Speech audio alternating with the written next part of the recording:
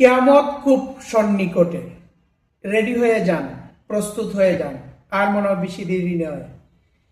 12 থেকে 13 বছরের একটা ছোট বাচ্চাকে 9 মাস গর্ভধারণী মা বাসায় আটকে নির্যাতন করিয়েছেন। সে 16 পারা কোরআনে হাফেজ। তার অপরাধটা কি? তার বাবার কাছে বলে দিবে। কি বলে দিবে? যে তার মার সাথে একজন পরপুরুষ শুয়ে আছে, সে পুরুষটাকে চিনে না। এই কারণে ছেলেটাকে একটা ঘরে বন্দি করে 9টা মাস নির্যাতন করেছে। আর মা কি করেছে? নির্যাতন করার পরে যে জায়গায় রক্ত চলে আসে ওই জায়গায় মরিচ লাগিয়ে দিয়ে দেয়। গর্ভধারণী মা মরিচ লাগাই দেয়। একটা ডাকের কথা আছে না, কাটা গায়ে সিটা লবণ?